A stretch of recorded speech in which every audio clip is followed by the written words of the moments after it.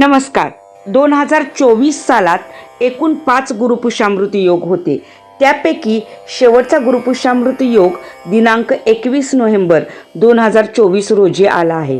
त्याची वेळ आहे सकाळी 6:52 म्हणजेच सूर्योदयापासून ते दुपारी 3:36 पुष्य नक्षत्र सर्व प्रकारच्या शुभ कार्यासाठी अत्यंत शुभ मानतात.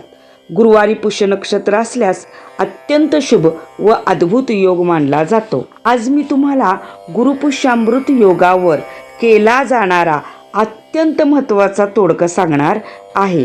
ज्यांना पत्रिकेतील गुरुग्रह मजबूत करायचा असेल त्यांनी जरूर हा तोडगा करावा. त्याने घरातील लक्ष्मीची वृद्धी म्हणजेच वाढ होतेच होते. तुम्ही जाणताच की गुरुपुष्यामृताला सोने खरेदी करतात, कारण त्या सोन्याची पुन्हा वाढ होतच राहते. ते गहाण ठेवावे लागत नाही. तर त्याचाच तोडगा आपल्याला करायचा आहे. प्रत्येक गुरुपुष्यामृताला आपल्याला 1 ग्रॅम सोन्याचा तुकडा खरेदी करायचा आहे व त्या तुकड्याची देव्हाऱ्यात गुरुपुष्यामृताच्या वेळेतच पूजन करायचे आहे. असे सलग 21 गुरुपुष्यामृताला 21 तुकडे पूजन करून जमवायचे. नंतर त्या 21 ग्रॅम सोन्याची अंगठी तयार करायची व त्या सोन्याच्या अंगठीमध्ये अस्सल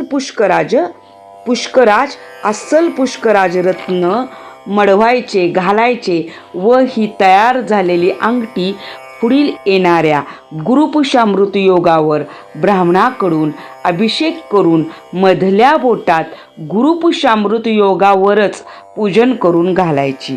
पुष्कराज हे रत्न धारण केल्याने गुरुग्रहाची सर्व शुभ फळे जातकाला प्राप्त होतात व धनधान्य, ऐश्वर्य व उत्तम संततीचाही लाभ होतो. या उपायासाठी तुम्हाला थोडा धीर व संयम मात्र आवश्यक आहे.